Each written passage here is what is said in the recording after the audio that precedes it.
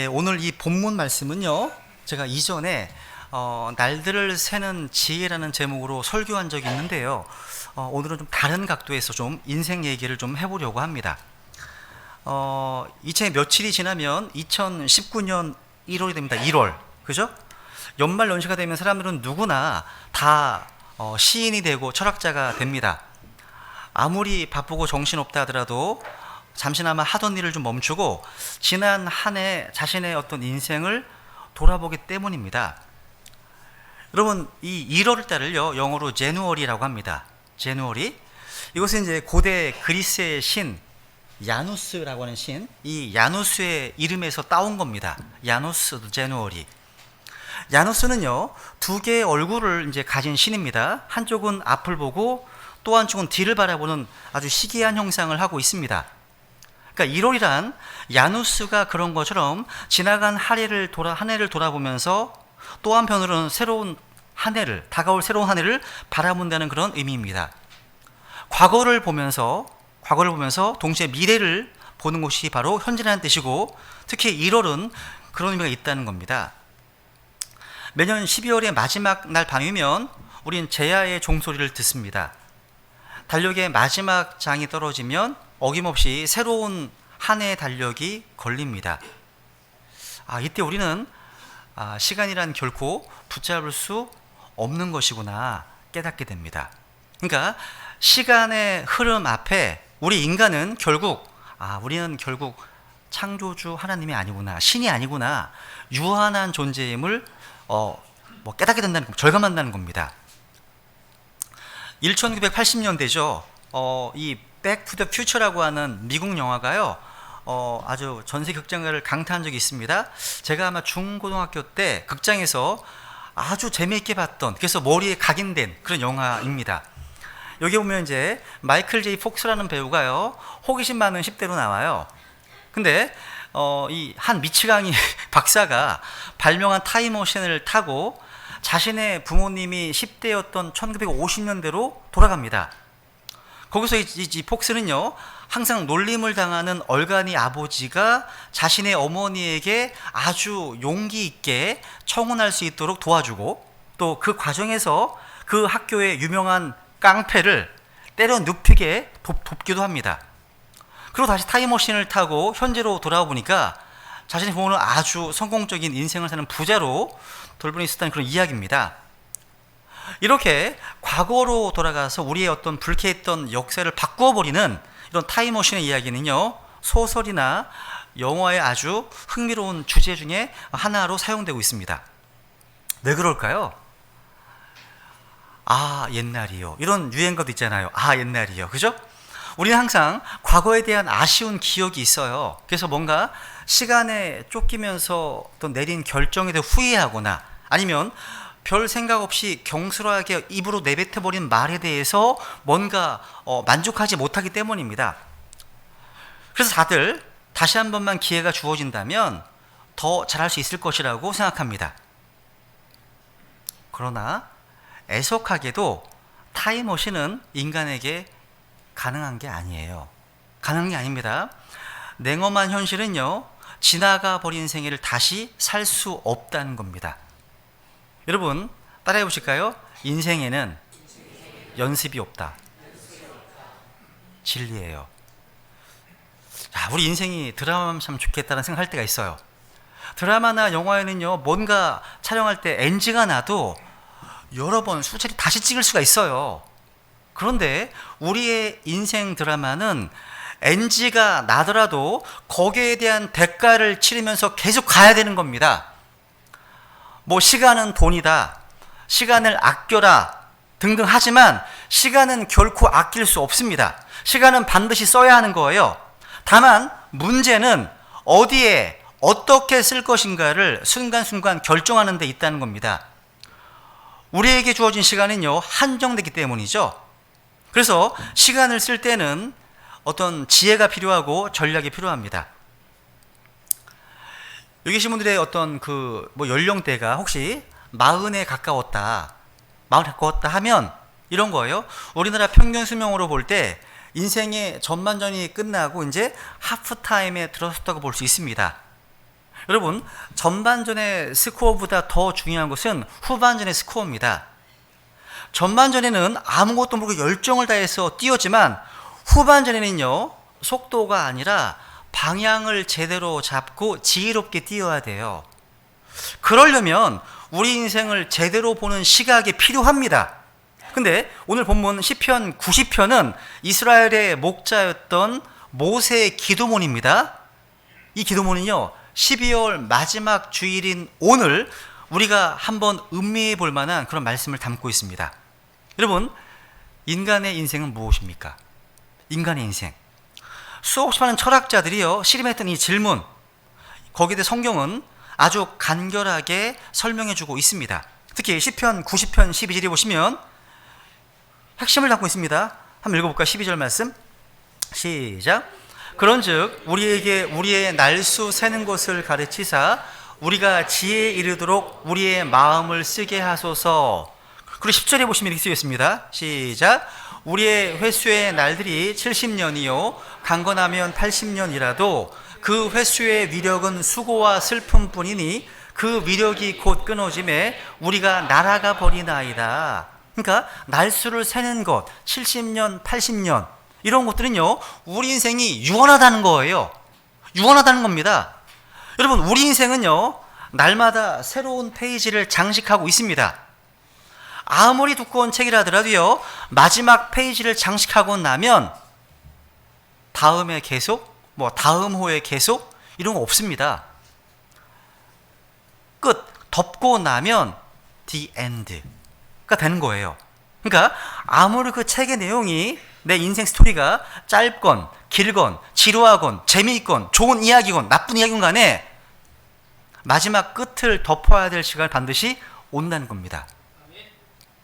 그 때문에 지혜로운 사람은요, 우리가 살고 있는 이 짧은 인생 동안에, 즉 70년, 80년밖에 못 사는 육신을 위해서만 수고하고 애쓰고 준비하는 삶이 아니라 하나님 만날 준비를 하고 영혼을 준비하는 사람입니다. 이 지혜로운 사람이에요. 이 자리에 영혼을 준비하지 못한 분이 계시다면, 다시 말해서 자신이 죄인이고 구주 예수 그리스도를 믿지 않아서 구원받지 못한 분이 계시다면, 지금 이 시간 예수 그리스도의 십자가를 바라보시면서 이 영혼의 문제를 꼭 해결하셔야 됩니다. 여러분, 인생의 마지막 페이지를 건너가면 지옥이라고 하는 영혼의 해가 있기 때문입니다. 지옥은 영원한 형벌과 영원한 고통과 영원한 슬피 울며 이를 갈미 있는 아주 두려운 장소입니다. 그 지옥을 창조하신 주님께서 너무나 반복해서 수십 번 반복 경고하셨습니다. 창조하신 분께서. 왜? 우리를 사랑하시기 때문입니다. 여러분, 우리 인생은요, 언제 어떻게 될지 몰라요. 내일 이 땅을 떠날 수도 있기 때문입니다.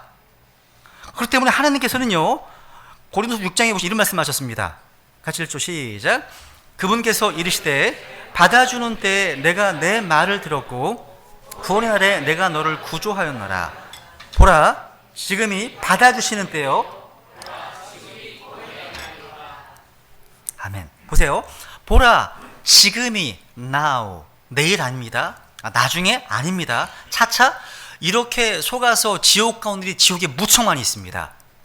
그래서 종종 이런 말 하잖아요. 마귀 중에 차차 마귀가 있다고. 지금 구원받아야 되는데 차차 미래에 자꾸 연기하다가 지옥 간 분들. 근데 미래가 내일이 안 올 수도 있기 때문입니다. 주님께서는 항상 지금을 강조합니다. 지금이 받아주시는 때다. 지금이 구원이 나다 말씀하십니다. 왜? 지금 하지 않으면 영원히 못할 수 있기 때문입니다. 지금 이 시간 영혼의 문제를 해결해 주시기 위해서 여러분을 사랑하시는 하나님께서 이 땅에 오셔서 구원을 완성하신 예수 그리스도의 십자가를 바라보시기 바랍니다. 그리고 구원을 꼭 받으시기 바랍니다. 오래가 가기 전에. 그래서 여러분, 지혜 있는 자는요, 항상 인생의 마지막 페이지를 생각하며 삽니다. 이렇게 시간 너무나 빠르게 지나가고 있습니다. 저는 어제가 20살이었던 것 같아요. 어제가요. 1월달 첫 번째 주가 바로 방금 전이었던 것 같아요. 바로 12월 마지막 주입니다. 여러분, 그래서 주님께서는요, 골로새 4장에 보시면 이런 말씀하십니다. 리딤이란 말 하시죠? 같이 읽어볼까요? 시작. 밖에 있는 자들을 향해서는 시간을 되찾으며 지혜롭게 걸으라. 여기 시간을 되찾는다는 말이 리디밍. 값을 주고 사는 거예요. 그러니까 시간을 값 주고 사서 얻으라는 말이에요. 여러분, 뭔가 잃어버렸을 때, 폰을 잃어버렸을 때, 돈 잃어버렸을 때 찾고 싶어지잖아요. 근데 그 어떤 것보다 더 중요한 것이 시간을 되찾는 거예요. 여러분, 꼭 구원받으셨다면 하나님의 말씀을 읽고 공부할 시간을 되찾아야 됩니다. 기도하는 시간을 되찾아야 되는 겁니다. 교회 모임에 갈 시간을 되찾아야 됩니다. 주일 오후나 수요 모임에 갈 시간을 되찾아야 됩니다. 복음 전할 시간을 되찾아야 됩니다. 이런 시간을 되찾지 못하면 결국 믿음에서 퇴보하게 됩니다. 그렇게 뭔가 대가를 지불해서라도 그런 시간들을 되찾아와야 한다는 겁니다. 뭔가 손해를 보더라도 되찾아와야 됩니다. 그런데 여러분, 그 시간은요, 영혼의 관점에서 보면 절대 손해가 아니에요. 육신의 관점에서는 손해이고 대가 지불이지만요, 영적인 관점에서는 축복이고 이득입니다. 여러분, 하나님의 사람들은요, 예배나 성경 공부나 어떤 교제 모임에 빠지는 것을 거룩한 손해로, 영적 손실로 인식합니다. 여러분, 어떠십니까? 그렇지 못하다면 지금 내가 영적인 사람이 아니라는 얘기예요. 또 여기서 보시면 시간을 되찾으라, 날들이 악하니라. 그러니까 날들이 악하기 때문에요, 시간을 값주고 사서 얻지 않으면 그냥 날려버리는 게 되게 많다는 겁니다. 너무 악한 그런 시기이기 때문에 여러분, 꼭 세상에 빼앗긴 시간을 되찾으십시오.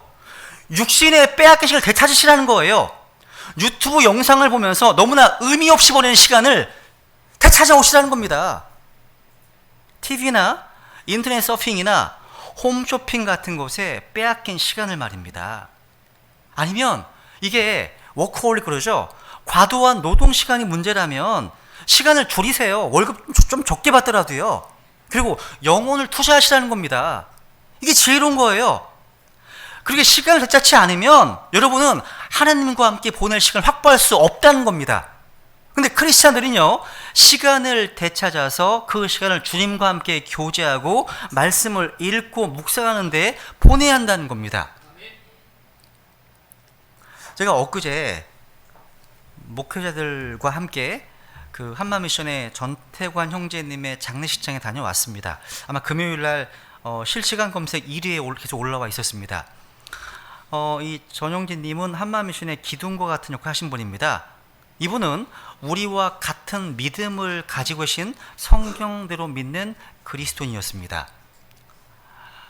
지금도 주일날 이 형제님께서 구약 성경을 읽으면서 궁금하신 내용을 질문하셨던 기억이 생생해요. 이제 신장암, 암으로 투병하는 고통 가운데서도요, 하나님을 전적으로 신뢰하는 모습, 또 할 수만 있으면 그 고통을 안고 모임에 참석하려고 하셨던 모습이 이게 얼마 전에 몇 주 전입니다. 그런 모습이요, 다른 지체들에게 본이 되어 주셨습니다. 근데 우리는 이분이 주님의 품으로 가셨다는 것을 너무 슬퍼하지 않습니다. 왜? 자신을 구원해 주신 사랑의 주님께 먼저 가신 것일 뿐, 조금 있으면 저나 여러분이나 이분을 따라갈 것이기 때문입니다. 별 큰 차이가 없어요. 큰 차이가 없습니다. 왜? 우리 인생의 날들은 유한하기 때문입니다. 길지 않아요. 그렇게요. 길지 않습니다. 그러니까 마치 이런 것 같아요. 태어날 때부터요, 우리 인생은 이거 같아요. 모래시계. 어릴 때는 잘 못 느낄 겁니다. 근데 시간이 계속 가면 갈수록 점점 우리 시대, 그러니까 나의 시대는 끝나가고 있구나, 이제 아이들의 시대가 올라가고 있구나, 이게 느껴질 때가 많이 있습니다. 조만간. 그죠? 여러분, 인생은 모래시계와 같은 거예요. 우리는 살기 위해서 밥을 먹는 것 같지만 실은 죽음에 가까이 접근하고 있는 겁니다. 여러분 보세요. 여기 아이가요, 태어나서 커가는 것 같잖아요. 그죠? 그런데 실은 요람에서 무덤으로 이동하고 있는 겁니다. 연력학 제2법칙이죠. 그죠? 여러분, 영원히 살 것까지만 부자나 가난한 자나 잘난 자나 못난 자나 다 시간은 공평하게 흘러갑니다. 매년 12월의 마지막 날이 다가온다는 것은요, 우리에게 인생의 끝이 있음을 인식하게 합니다. 무대 위에 올라간 배우는요, 언젠가 그 무대에서 내려와야 한다는 것을 알아야 하듯이, 이제 내일 모레면 새해 첫 하루를 시작하는 사람은 반드시 한 해의 마지막은 12월 31일을 바라봐야 한다는 겁니다. 여러분, 마감 시간을 가리켜서 이 데드라인이라고 하죠. 그죠? 영어로 데드라인이라고 합니다. 데드라인? 문자 그대로 죽는 시간입니다. 그죠? 모든 것이 끝나는 시간이에요. 원고를 쓰는 기자들, 리포트나 논문을 쓰는 학생들, 아니면 비즈니스 계약을 준비하는 사업가들, 다 수없이 많은 데드라인을 넘기면서 살아갑니다. 이 데드라인 하나하나가요, 실로 사람의 피를 말립니다. 그래서 이 데드라인이라는 이름을 붙였는지 모르겠어요? 우리는 무의식적으로 인생을 살면서 수없이 많이 죽는 연습을 하고 있는 거예요. 농구나 축구에서는요, 정해진 시간이 점점 줄어드는 것이 얼마나 피가 마르는 것인지 피부로 느낄 수 있습니다. 양 팀에게 모두 공평하게 주어진 그 한정된 시간을 얼마나 잘 장악하느냐에 따라서 승자와 패자가 갈려요. 어쩌면 스포츠에서도요, 우리의 인생의 어떤 작은 연습을 하고 있는지도 몰라요. 날수를 센다는 것은요, 우리의 인생에 끝이 있음을 알게 되고, 그래서 겸손해질 수밖에 없습니다. 겸손해지는 거예요. 여러분, 세상의 3대 거짓말 중 하나가 이제 어르신들이 빨리 죽으면 좋겠다, 이런 얘기 하시잖아요. 그죠? 3대 거짓말입니다. 아무리 인생살이가 힘들다 해도 인간은 하루라도 더 살려고 합니다. 그래서 누군가 얘기하잖아요. 오늘은 어제 죽어간 이들이 그토록 소망했던 하루라고. 정말 그렇게 귀한 겁니다. 그래서 우리의 마음대로 할 수만 있다면 인생을 끝없이 만들었을 겁니다. 돈이나 권력으로 우리 인생을 연장시킬 수만 있다면, 우리 생명을요, 아마 수만 번도 더 그렇게 했을 겁니다. 예전에 제가 과학 택지 보다가 이런 걸 본 적이 있어요. 미국에는 엘코라고 하는 아주 독특한 회사가 있어요. 여기 속에 사람이 다 보관되어 있습니다. 냉동으로요. 이건요, 냉동인간을 만드는 회사예요. 사망 직후의 환자 혹은 현대적으로 어떤 소생이 불가능한 환자를 영하 196도의 액체 질소 속에 냉동시켜 보관합니다. 그래서 과학이 발달한 미래 어느 시점에 다시 부활시킨다는 겁니다. 진리라는 우리 크리스천들은 되게 웃긴 거예요. 여기 돈 쓸 일이 없어요. 부부가 들어가는데 10만 달러, 그러니까 1억 2천 드는 거죠. 부부가 들어가는데 여기. 근데 우리가 어류도 아니고 파충류도 아니고 포유류인 인간이 얼었다가 다시 살아날 수 있다는 보장이 없는데도 불구하고 여기 40명이나 되는 사람들이 벌써 냉동강에 되어 들어가 있습니다. 그리고 회원으로 가입되어 있는 사람도 500명이 넘습니다. 넘어요. 야, 그러니까 불로초를 찾아서 천하로 사람을 보내다는 진시 황제처럼 영원히 살고 싶어하는 인간의 본능이란 참 무서운 것 같습니다. 근데 여러분, 오늘 본문에서요, 하나님께서요, 우리의 날수를 세어보라 하신 것처럼 모든 인생에 분명한 끝이 있게 하십니다. 끝이 있다는 거예요. 그러니까 우리의 생명은요, 우리 마음대로가 아니라는 거예요. 우리보다 훨씬 더 위대한 존재이신 하나님이 움직여지고 있습니다. 우리의 생명을요, 유한하게 만드신 존재라면 그분 자신은 시간을 초월하는 존재임이 틀림없습니다. 그래서 오늘 본문 2절에 보세요. 시편 2절에 보시면, 90편 2절에 보시면 이런 말씀하시죠? 같이 읽어볼까요? 시작. 산들이 생기기 전, 혹은 주께서 땅과 세상을 조성하시기 전, 곧 영원부터 영원까지 주는 하나님이시니이다. 아멘입니다. 인생의 시작과 끝을 만드신 그분은 바로 우주의 별들을 만드시고 이 지구의 대자연을 만드시고 자신의 말씀의 권능으로 모든 것을 붙드시는 하나님이신 겁니다. 이것은 우리에게 이 땅에 한정된 시간을 어떻게 보내는 것이 가장 현명한 것인가 답을 줍니다. 모세는 우리에게 인생의 해, 연도를 세는 것이 아닌 인생의 날을 세는 지혜를 달라고 구했습니다. 그만큼 시간은 소중한 거예요. 그러므로 오늘 하루가 전부인 것처럼, 오늘이 우리 삶의 마지막 날인 것처럼 정말 소중하고 가치 있는 일에 매일매일 투자하는 지혜가 필요하다는 겁니다. 여러분, 어떻게 하는 게 우리의 한정된 시간을 가장 풍성하게 사용하는 걸까요? 제가 앞에서 말씀드렸던 것처럼 영혼을 준비하는 겁니다. 영원하신 하나님께서 우리 인생을 유한하게 만드신 건 뭐냐면 이 땅에서의 삶 속에서 영혼을 위해 준비하고 투자하라는 뜻입니다. 그래서 요한일서 기억하시죠? 읽어볼게요. 시작. 세상도 그곳의 정욕도 사라지되 오직 하나님의 뜻을 행하는 자는 영원토록 거하느니라. 이 말씀대로 하나님을 신뢰하고 하나님의 뜻대로 사는 것이 영혼을 위한 준비고 투자라는 겁니다. 여기 시편 50편 한번 5절 6절을 보세요. 한번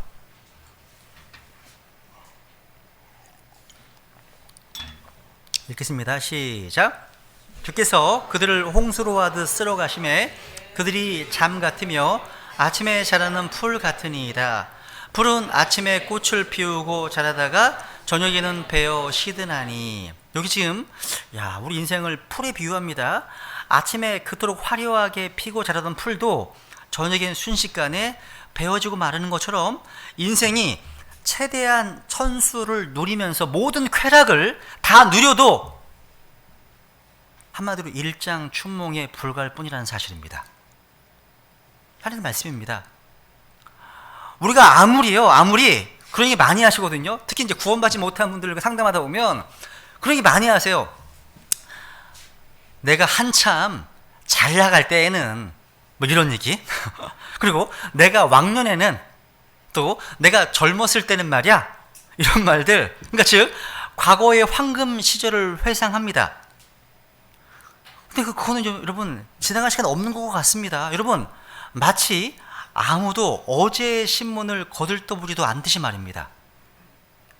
한때 나는 새도 뭐 떨어뜨렸다는 고위공직자가 지금은 얼마나 쓸쓸하고 외롭게 살아가는지를 보게 되거나, 또 한때 돈을 물수도타면서 살다가 망한 부자가 얼마나 힘들어하는지를 보게 되면 잃어버린 권력과 텅 빈 지갑이 인생이 얼마나 허무한 것인지를 보여주는 겁니다.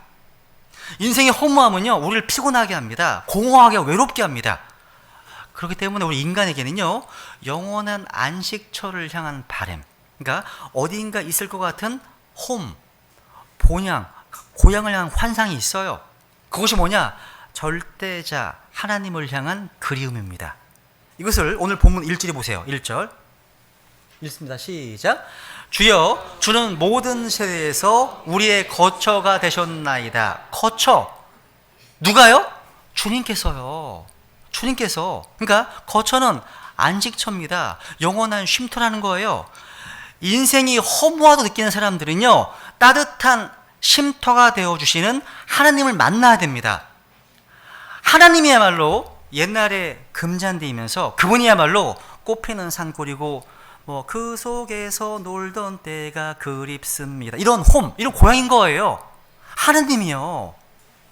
그래서 하나님을 만난 이후에 그런 마음속의 만족과 평안과 어떤 홈을 느끼는 거 아니에요. 그죠? 뭔가를 바라지 않잖아요. 근데 여러분, 오늘 본문을 잘 읽어보니까요, 문제가 있어요.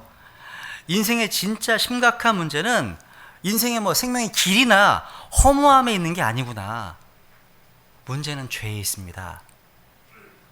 죄에 있습니다. 죄로 인한 더러움에 있다는 거예요. 여러분, 사람이 죄 짓고는 못 산다는 말이 있죠? 이 말은 뜻밖에도요, 우리 모두가요, 죄를 짓고 살고 있다는 뼈아픈, 뼈 있는 소리예요. 그래서 사는 게 그토록 답답하고 힘든 겁니다. 죄는 수고하고 무거운 짐을 진 것처럼 마치 발에 쇠공을 메고 걷는 것 같습니다. 그래서 죄를 짓고 살아가는 인생은 하루하루가 편하지가 않습니다. 편하지 않습니다. 여러분, 죄가 뭐예요? 죄. 성경을 보지 않더라도 상식적으로 죄가 뭡니까? 그것은 하나님의 뜻에 어긋나는 거예요.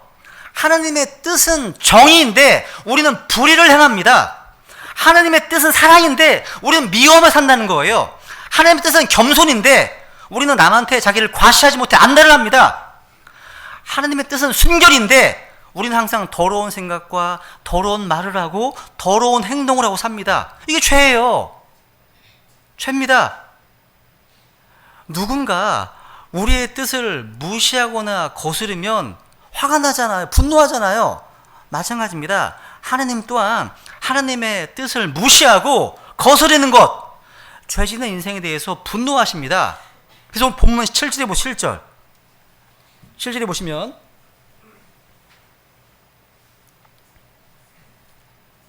7절 같이 읽죠. 시작. 우리가 주의 분노로 말미암아 소멸되며 주의 진노로 말미암아 근심하나이다. 분노하십니다. 하나님은 사랑이십니다. 이런 것만 얘기하면 거짓입니다. 균형이 필요하죠. 하나님은 사랑이시지만 하나님은 공의 하나님이십니다. 분노하십니다. 죄에 대해 진노하십니다. 그래서 지옥이 있는 거예요. 지옥이 있는 겁니다. 한번 생각해 보세요. 우리 인생의 어느 날도 죄를 안 짓고 하나님의 분노를 일으키지 않는 날이 없습니다. 9절 보세요. 9절 시작. 우리의 모든 날이 주의 진노 중에 지나가며 우리가 이야기를 듣는 것 같이 우리의 횟수를 보내나이다. 올해 한번 365일 돌이켜 보세요. 한번 여러분 개인의 시간이나 우리 사회의 뉴스를 한번 더듬어 보세요. 막 한수만 나오잖아요. 정치, 경제, 사회, 문화, 연애 등등 모든 분야 마치 뭔가 죄를 짓기 대회를 한 것 같지 않아요? 그죠? 우리의 인생이 죄악투성이라는 사실은요, 우리의 인생이 왜 70년, 80년으로 제한되어 있는지에 대해 해답을 주는 겁니다. 이 답이에요, 답. 만약에 우리 인생에 끝이 없다면 우리가 얼마나 오만하게 흥청망청 함부로 인생을 낭비하고 살까요? 여러분, 죄를 지으면서 영원히 산다면 그게 바로 지옥입니다. 지옥이죠. 인생은요, 죄로 오염되었기 때문에 하나님께서는요, 그 인생들의 종말을, 끝을 주신 겁니다. 생각해 보세요. 좋은 오원춘이나 조도순 같은 그런 살인마, 제스위트 예수애나 히틀러가 같은 존재가 영원히 산다면 얼마나 끔찍한 죄를 많이 짓고 살 것이냐 생각해 보세요 한번. 그래서 인간의 그 사악함 때문에, 인간의 그 죄성, 그 죄 때문에 하나님은 이 땅에서의 인생의 길이를 제한하신 거예요. 실제로 에덴 동산에서는요, 아담과 이브가 죄를 짓기 전에는 인간의 수명에 제한이 없었습니다. 그런데 하나님을 거스르는 죄를 짓는 순간 그 인생에는 분명한 끝이 그어졌고 흙에서 난 그대로 흙으로 돌아가는 운명이 된 것입니다. 영원히 살 수 있는 존재였음에 불구하고 죄를 지음으로 하나님께서 그 사람에게 영혼을 앗아가 버리셨습니다. 그때부터 우리는 시간의 노예가 되어버린 거예요. 영원히 산다면 시간의 노예가 될 필요가 없잖아요. 영원히 있는데. 그죠? 그것만이 아닙니다. 죄를 짓는 것이 더 무서운 이유가 있습니다. 하나님께서 그 죄의 실체를 감추지 않고 낱낱이 드러내시기 때문입니다. 더 두려운 거예요. 그래서 시편 90편 8절에 보시면 이런 말씀하시죠? 읽어볼까요? 같이 시작. 주께서 우리의 불법들을 주 앞에 두시며, 야, 이런 말씀이 있는 겁니다. 여러분, 세상에 비밀은 없다. 또 이런 말 있잖아요. 이 벽에도 귀가 있다? 이런 말 있잖아요. 이런 말 있잖아요. 그죠? 빈말이 아니에요. 여러분, 죄가 나쁜 것이라는 것은요, 사람이 본능적으로 죄를 숨기려고 하고 뭔가 은폐하려 하는 거 보면 알 수 있어요. 좋은 건 왜 숨기겠습니까? 그죠? 죄인은 습관적으로 이중적인 삶을 삽니다. 뭔가 은폐하려 합니다. 근데 아무리 치밀하게 조작하고 은폐해도 우리의 죄는 하느님 앞에 샅샅이 드러나게 되어 있다는 사실입니다. 여러분이 저를 속일 수 있고 사람을 속일 수는 있어도 하나님의 불꽃 같은 눈은요, 속일 수 없습니다. 하나님을 속일 수 없다는 것을 알기 때문에 더 괴로운 겁니다. 하나님 모르는 사람들도요, 너 하늘 무서운 줄 알아라! 이런 말 하잖아요. 양심의 소리. 이 양심의 소리라는 것도 곧 하나님이 주신 소리입니다. 여러분이 이 죄라고 하는 문제를 해결하지 않으면 여러분의 인생의 문제는 절대 해결되지 않습니다. 가장 중요한 문제라는 겁니다. 그래서 여러분, 죄의 문제를 해결하기 위해서는요, 부끄럽고 아프더라도 여러분의 죄를 드러내야 됩니다. 자신이 아픈 것을 인정하지 않은 환자, 그래서 의사의 손에 모든 것을 맡겨들지 않는 환자를 어떻게 치료합니까? 치료 못하는 거예요. 그죠? 하나님께서는요, 인간이 그 지은 죄를 해결해 주시기 위해서 먼저 우리가 솔직히 자신의 죄를 인정하기를 원하십니다. 자신이 거룩하신 창조주 앞에서 더러운 죄인임을 고백하기를 원하십니다. 그렇게 죄인인 저에게 긍휼을 베풀어 주옵소서. 이렇게. 그래서 주 예수님께 믿음으로 나오는 사람들을 구원하신다는 겁니다. 자신이 죄인이라는 사실을 알아도 주님께 의지적으로 나오지 않으면 그 죄의 문제 해결할 수 없습니다. 천국문 앞에서 들어오지 않고 뭔가 고민하거나 방황이 있다면 지금 이 시간 수술대 위에 환자가 의사의 손 앞에 자신을 다 내어 맡기는 것처럼 자신이 죄의 병으로 말미암아 영원한 죽음과 형벌에 직면한 죄인임을 인정하고 그 죄 문제를 해결할 수 있는 주 예수님 앞에 자신을 내어 맡기시기 바랍니다. 믿음으로 나오시기 바라는 겁니다. 내가 결단하는 겁니다. 선택하는 거예요. 그렇다면 주님께서는 우리 죄를 어떻게 해결해 주실 수 있으실까요? 인간은 인간의 죄를 씻어줄 수 없습니다. 오직 하나님만이 죄를 구원할 수 있습니다. 하나님만이요. 이걸 우리는 은혜라고 합니다. 은혜. 한번 우리 유명 말씀 찾아볼까요? 에베소 2장 8절 9절 읽습니다. 시작. 너희가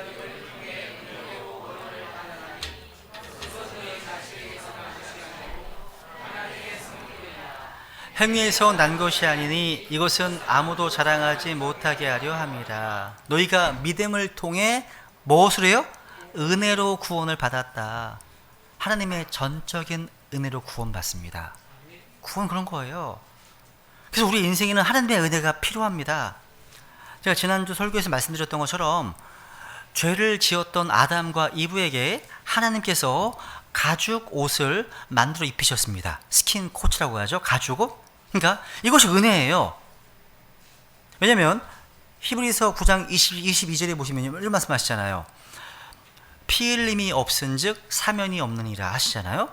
이 말씀대로 아담과 이브의 그 죄를 덮어주시기 위해서, 그 죄를 가려주시기 위해서, 그 죄를 사면해 주시기 위해서 흠없는 짐승을 죽여서 피 흘림으로 만든 가죽옷만이 죄를 해결해 줄 수 있기 때문입니다. 가죽옷은 바로 나와 여러분의 죄를 해결해 주시기 위해서 2000년 전에 이 땅에 오신 하나님의 어린 양 예수 그리스도를 예표하고 있습니다. 그분의 보혈로 우리는 죄 용서를 받고 구원받게 됩니다. 그래서 모세는 이 한정된 짧은 인생을 사는 인간에게 가장 필요한 것이 바로 하나님의 은혜이고 하나님의 긍휼임을 고백합니다. 그래서 14절 보시면 14절 시작. 오 일찍 주의 긍휼로 우리를 만족하게 하사 우리가 평생토록 기뻐하고 즐거워하게 하소서. 여러분, 참된 만족과 참된 기쁨과 참된 즐거움은 바로 예수님의 십자가를 통한 하나님의 긍휼을 입는 겁니다. 하나님의 은혜, 긍휼을 받지 않으면 참된 만족이 없어요. 없습니다, 여러분. 여러분, 하나님의 은혜 또 하나님의 긍휼을 깊이 체험한 사람들은요, 서로를 대할 때에도 뭔가 인내하고 용서하는 게 자연스러워요. 오늘날 이게 어느 땐 모르겠어요. 오늘날 우리 사회에 조폭, 조직폭력배에 관련된 영화가, 드라마가 되게 흥행을 합니다. 성공합니다. 왠지 아세요? 우리의 마음속에 조폭의 마음이 가득하기 때문입니다. 대리만족. 막 즐거워하잖아. 어우. 갑자기 막 떠오르네, 막 지금 뭐가. 네. 그러니까 여러분, 하나님의 은혜와 긍휼을 깊이 체험하지 못한 까닭에 사람들이 서로를 대할 때 그렇게 무정하고 냉랭하고 딱딱하고 용서가 없는 겁니다. 내가 예전에 아저씨인가 무슨 영화 거기 그 장면 막 엄청 잔인하더라고요. 근데 애들은 되게 편하게 봐. 이게 마비가 됐나 봐. 됐나 봐 이게요. 이런 시대, 이렇게 악하고 차가운 시대에 따뜻한 은혜가 필요한 겁니다. 절실히 필요한 겁니다. 그래서요. 은혜가 필요한 겁니다. 여러분 그런 감정들이 들은 적이 있습니다. 40이 넘도록 아주 철저하게 성공지향적 인생, 또 자기중심적 인생을 살아가면서 아주 초속으로 승진했던 아주 터프한 남자가요, 구원받았습니다. 그래서 하나님의 은혜를 체험하고 난 뒤에 이분이요, 확 바뀌었어요. 너무나 부끄럽고 감사해서 툭 하면 차를 세워놓고 울었다고 해요. 그래서 테이블 들으면서 말씀과 찬양을 들으면서 울고, 교회 와서 울고 기도하고, 이렇게 세월이 몇 년 지나면서 그분의 얼굴과 그 언어 생활, 언어에 하나님의 사랑과 부드러움이 피어나기 시작했다는 겁니다. 이 과정 들으면서 우리에게, 또 우리 가정에, 또 우리 교회에 가장 필요한 게 바로 하나님의 은혜구나. 은혜구나. 은혜가 없으니까 차갑고 날카로운 거구나. 되게 비판적인 거구나. 되게 정죄감 많은 거구나. 은혜가 없으니까 막 교만한 거구나. 함부로 막 판단하고 비판하고 그러잖아요. 은혜가 없는 거 이게요. 그 은혜가 필요한 겁니다, 여러분. 여러분, 하나님의 은혜가 이렇게 충만히 임하잖아요. 그러면 우리 인생에 기쁨과 즐거움도 충만히 임합니다. 말씀하시잖아요. 이 중요를 경험하면 기뻐하고 즐겁게 됩니다. 또 15절에 볼까요? 90편 15절 읽습니다. 시작. 주께서 우리를 괴롭게 하신 날수대로와 우리가 악한 일을 목격한 횟수대로 우리를 즐겁게 하소서. 그러니까 고통을 당한 만큼 이젠 풍성한 기쁨과 즐거움을 누리게 해달라고 기도하고 있는 겁니다. 지금 여러분이 지금 뭔가 어두운 밤의 시간을 보내고 계시다면, 고통의 폭풍우 속을 좀 지나고 있다면 하나님께 기도하십시오. 하나님의 긍휼하심과 용서를 체험하시라는 겁니다. 그러면 말할 수 없는 기쁨과 즐거움 밀려 들어올 겁니다. 하나님의 은혜를 체험한 사람, 그래서 죄의 문제를 깨끗하게 해결한 사람의 영혼 속에는요, 말로 표현하기 힘든 기쁨과 즐거움이 솟아오릅니다. 여러분 경험하지 않으셨습니까? 그죠? 여러분, 죄를 짓고 아무리 잘 숨어 다녀도 마음에는 참 기쁨이 없어요. 왠지 아세요? 어찌됐든 법정에서 무죄, not guilty, 무죄라고 하는 한마디를 들어야지 모든 게 끝나는 겁니다. 이게 교리적으로 칭이라는 그 의미입니다. 칭의. 그러니까 나를 대신해서 십자가에서 고통당하시고 피 흘리시고 죽으신 예수 그리스도를 믿는 믿음으로 말미암아 우주의 심판자이신 하나님께서 너의 죄는 사면되었노라, 이런 무죄 선고를 듣는 것, 그 말을 들어야 참 기쁨이 있는 겁니다. 그 하나님의 은혜를 체험한 사람만이 참 인생의 기쁨을 만끽할 수 있는 거예요. 이렇게 여러분 하나님의 은혜를, 긍휼을 경험하셨다면 이게 끝이 아니에요. 끝이 아닙니다. 이제 마무리 짓겠습니다. 이제 자신의 삶을 통해서 하나님의 뜻을 이루고 하나님의 영광을 구하는 그 인생이 되어야 한다는 겁니다. 여기 16절 같이 읽죠. 이 마지막 구절입니다. 시작. 주의 일을 주의 종들에게 나타나시며 주의 영광을 그들의 자손들에게 나타내소서. 이집트의 왕자로 40년 동안 이제 지내면서 권력의 최고봉을 경험했던 모세, 또 광야에 40년을 지내면서 외롭고 힘들고 어두운 밤을 경험했던 모세, 그리고 200만이 넘는 이스라엘 백성들을 이끌고 홍해를 건너 광야를 지나오면서 하나님의 능력으로 사역했던 모세가 자기 인생의 목표로 가장 원했던 것은 바로 하나님의 영광을 구하는 일이었습니다. 그러니까 자신의 인생과 자기의 후손들이 그들의 인생을 통해서 하나님의 뜻을 이루고 주님의 이름을 드높이고 하나님께서 영광 받으시는 것, 그것이 하나님 보시기에 가장 성공적인 인생입니다. 이 땅에서의 유한한 우리의 인생, 또 순간순간마다 우리는 과연 우리의 삶이 구원받았다면 하나님의 영광을 추구하고 주님의 이름을 드높이는 일에 쓰이고 있는지 항상 체크해야 됩니다. 항상. 이제 제가 말씀의 결론을 맺겠습니다. 저는 저의 인생이 주님의 뜻 안에서 주님께서 인정하시는 삶이 되기를 소망합니다. 또 베데네 교회의 모든 지체분들이 자신의 인생을 결산하는 그날, 자신의 짧은 인생을 좀 돌아보면서 후회하는 삶이 아니길 바랍니다. 우리 모두 주님께서 부르신 그런 소명 가운데 자신의 인생을 후회하지 않고 인생 너머에 있는 진정한 본향으로서의 영원을 준비한 삶을 살기 원합니다. 아무쪼록 이 짧은 인생 가운데 예수 그리스도의 십자가의 대속으로 하나님의 용서를 경험한 구원받은 인생이라면 정말 참으로 엄청난 복을 받은 인생인 겁니다. 구원받은 자로서 우리의 삶이 부모님께서 말씀하시는 것처럼 기쁨과 즐거움이 있는 풍성한 인생, 하나님의 소명이 분명한 인생을 살 수 있도록 우리 다 같이 하나님께 은혜를 구하고 결단하기 원합니다. 우리 기도하겠습니다.